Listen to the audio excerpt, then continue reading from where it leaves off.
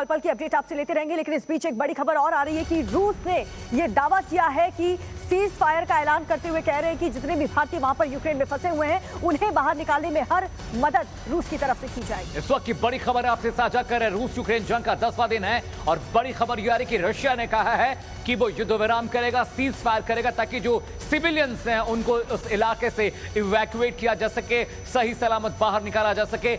बड़ी खबर है और राहत की खबर भी है दीपिका, उन लोगों के लिए जो जंग के मैदान में फंसे हुए हैं। बिल्कुल सही कह रहे हैं अमित आप, और न सिर्फ भारतीयों को, बाकी जो दूसरे देशों के लोग यूक्रेन में फंसे हुए हैं उन्हें भी वहां से निकालने के लिए रूस ये बड़ा ऐलान कर चुका है। क्योंकि देखिए, सड़क का रास्ता हो चाहे ब्रिज हो, सब कुछ तबाह हो चुके हैं क्योंकि अलग अलग जगहों से मिसाइल दागी गई हैं। ऐसे में लोगों का सड़क के रास्ते से निकल पाना बहुत ज्यादा मुश्किल है। ऐसे में रूस ये कह रहा है कि आम नागरिकों को बाहर निकालने के लिए हर मदद हम करेंगे।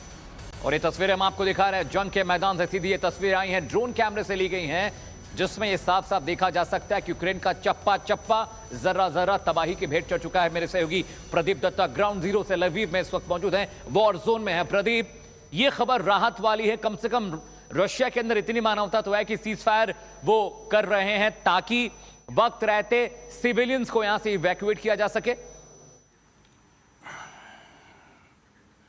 देखिए, उसके लिए मैं प्रधानमंत्री की मतलब सराहना करना चाहता हूं कि जिनकी डिप्लोमेसी काम कर रही है। प्रधानमंत्री ने 3 दिन पहले रशिया के प्रेसिडेंट व्लादिमीर पुतिन से बात करी थी और नरेंद्र मोदी जी ने उनसे कहा था कि आप ऐसा करिए कि आप एक ह्यूमैनिटेरियन कॉरिडोर दीजिए, यानी कि एक सेफ पैसेज दीजिए जहां से भारतीय स्टूडेंट जो फंसे हुए हैं तो वो वहां से निकाले जा सके। और देखिए, उसका अब आप देख सकते हैं कि उस जो रणनीति का सफल होती हुई नजर आ रही है। रशिया ने कह दिया कि हम सीज फायर अनाउंस करते हैं, जब भारतीय स्टूडेंट वहां से निकलेंगे उन्हें निकाल दिया जाएगा ताकि किसी भी किस्म की कोई परेशानी ना हो। और वाकई में आपने सही कहा, यह राहत की बात है, खासकर उन पेरेंट्स के लिए, उन माँ बाप के लिए जो पिछले कई दिनों से काफी परेशान थे, लगातार प्रार्थना कर रहे थे क्योंकि उनके बच्चे यहाँ पे खार्किव है या सुमी का इलाका है फंसे हुए हैं। क्योंकि लगातार देखा गया कि बम्बार्डमेंट हो रही है, जिसकी वजह से जितने भी कॉलेज और यूनिवर्सिटी के अंदर बंकर्स हैं या बेसमेंट के इलाके हैं उसमें वो छुप कर बैठे हुए थे। मैं लगातार स्टूडेंट से बातचीत कर रहा हूं तो उनसे यही पता चल रहा है कि कितनी मुश्किलात हो रही थी। कई तो कह रहे थे आपको नहीं लगता कि रूस ने बहुत ज्यादा देर ऑलरेडी कर ली है, क्योंकि इससे पहले कई नागरिकों को मार गिराया गया है, कई नागरिकों पर हमला हुआ है। ऐसे में रूस का ये फैसला अब आना, आपको नहीं लगता कि बहुत देर ऑलरेडी हो चुकी है? देखिए, रूस का और भारत का एक अलग किस्म का रिश्ता है। जब अगर हम भारत की बात करें तो ये उस सेंस में है कि ह्यूमैनिटेरियन कॉरिडोर भारतीय नागरिकों को, और ये वजह है क्योंकि भारत ने उनसे बातचीत करी और उन्होंने भारत के लिए ये ऐसा ह्यूमैनिटेरियन कॉरिडोर प्रोवाइड करने की कोशिश की है ताकि भारतीय नागरिकों को परेशानी ना हो। लेकिन जहां तक आम सिविलियंस की बात है तो रूस की तरफ से लगातार सिविलियन ठिकानों पर अटैक हो रहा है, अपार्टमेंट गिराए जा रहे हैं, कहीं मिसाइल दागे जा रहे हैं, कहीं स्ट्रिंगर मिसाइल मारे जा रहे हैं, कहीं क्रूज मिसाइल मारे जा रहे हैं और कई हताहत हो चुके हैं। ऑलरेडी बहुत नुकसान हो चुका है यूक्रेन में, मतलब हर तरफ मौत का मंजर है, हर तरफ खौफ दिखता है, कहीं बिल्डिंग गिर रही हैं, कहीं आग की लपटें उड़ रही हैं। वो बात तो बिल्कुल है कि मतलब कि रूस उस मामले में मेरे ख्याल से काफी ब्रूटल है अगर हम देखेंगे यूक्रेन के हालात। लेकिन अगर भारतीय नागरिकों को लेकर हम देखें तो मेरे ख्याल से रूस की रणनीति अलग है और रूस एक रिश्ता निभा रहा है भारत के साथ और मेरे ख्याल से भारत की डिप्लोमेसी भी कहीं काम पर रही है। यही एक वजह है कि भारत ने यूनाइटेड नेशन सिक्योरिटी काउंसिल में एब्सटेंड करने का किया है। उन्होंने कोई भी रूल के अपडेट हर एक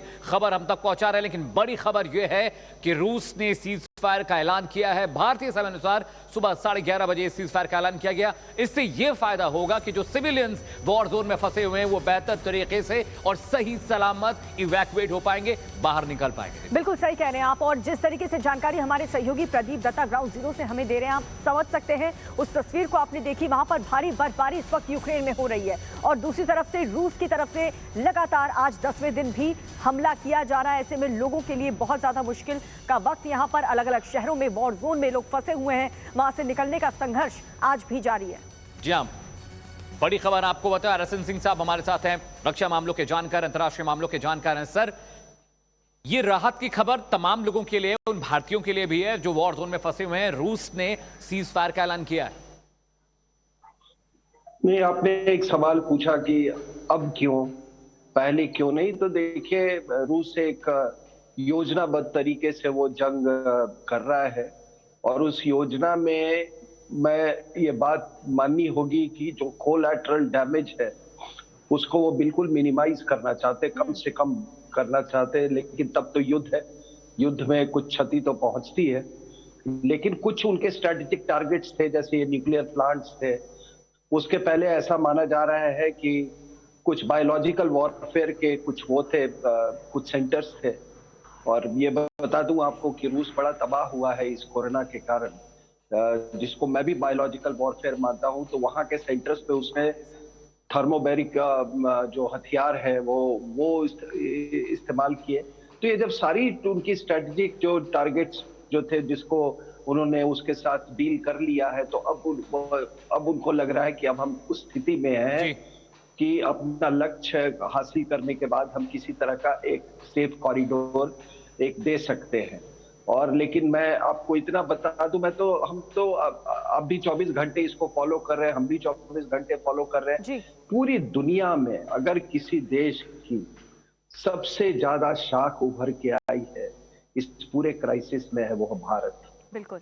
आप देख लीजिए कि किस तरह से प्रेसिडेंट पुतिन अपने प्राइम मिनिस्टर से बात करते रहे हैं, लगातार यूक्रेन के प्रेसिडेंट भारत से, दोनों पक्ष बात कर रहे हैं। और आज भारत किस तरफ बैठेगा वो तय काफी हद तक तय करेगा कि इसका इंटरनेशनल ओपिनियन किसके फेवर में जाएगा।